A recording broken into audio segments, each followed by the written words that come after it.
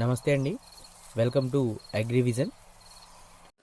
వరి నాట్లు చాలా చోట ముమ్మరంగా జరుగుతున్నాయి. కొన్ని చోట్ల నాట్లేయడం కూడా అయిపోయింది. అయితే మనం తెలుసుకోవాల్సింది వరిలో ముఖ్యమైన సమస్య కలుపు నివారణ. ఈ కలుపులను నివారిస్తే వరి ఆరోగ్యకరంగా ఉంటది. ఇతర పురుగులు, తెగుళ్ళ నుంచి కూడా మనం కాపాడుకోవచ్చు.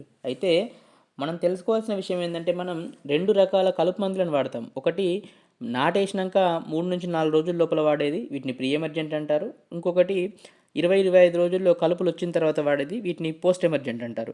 అయితే వీటిలో ఏ రకమైన మందులు బెటరు? దేనివల్ల తక్కువ ఖర్చుతో ఎక్కువ లాభం రైతులకు జరుగుతుందో మనం ఈ వీడియోలో తెలుసుకుందాం. ముందుగా మనం చూసినట్లయితే మనందరి ఆలోచన ఎట్లా ఉంటది? 20-25 రోజుల టైంలో కలుపొచ్చిన తర్వాత ఆ టైంలో గనుక ఏ కలుపులున్నాయో చూసి స్ప్రేయింగ్ చేసుకుంటే సరిపోయిద్దిలే అని జెప్పి ముందు వదిలేస్తారు. దీనివల్ల ఏందంటే ఈ 20-25 రోజులు ఈ కలుపుల వల్ల జరగాల్సిన నష్టం ఆల్రెడీ వరికి జరిగిపోతా ఉంటది.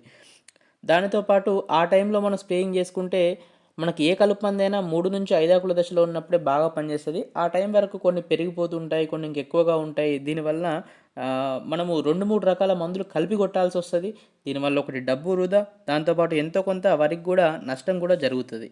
అయితే మనం ఈ పోస్ట్ ఎమర్జెంట్ అంటే కలుపు వచ్చిన దానికంటే ముందే ప్రీ ఎమర్జెంట్‌గా నాటుబెట్టినాక 3-5 రోజుల లోపల మనం గనక వాడుకున్నట్లయితే ఒకటి కలుపులు అన్ని రకాల కలుపులను కంట్రోల్ చేస్తది. దానితో పాటు వరి నారు గూడా వరి పైరు గూడా ముందు నుంచే మనకు ఆరోగ్యకరంగా పెరుగుతది. ఈ ప్రీ ఎమర్జెన్స్‌లో మనము చూసుకున్నట్లయితే ముఖ్యంగా మనం చూసుకున్నట్లయితే ఎప్పటినుంచో ఆల్రెడీ రైతులందరూ వాడుతున్నది ఒకటి పెట్లాక్లోరు అంటే ఎరేజ్ అని చెప్తారు. ఇది 1/2 లీటర్ ఎకరానికి. దీంట్లో కెంప గాని లేకుంటే సాతి లాంటి ప్యాకెట్లు కలుపుకొని ఇసుకలో గాని లేదంటే పిండిలో గాని కలిపి చల్లుకుంటే మనకు అన్ని రకాల కలుపులు మంచి రిజల్ట్స్ ఉంటాయి. లేదంటే పెట్లాక్లోరు ప్లస్ బెన్సల్ఫిరాన్ మిథైల్ అంటే మనకు మార్కెట్‌లో ఎరే స్ట్రాంగ్ గాని లేదంటే బెంటిలా లేదంటే రకరకాల పేర్లతో మనకు లభ్యమైతుంది. ఇది 4 కేజీలు ఒక ఎకరానికి.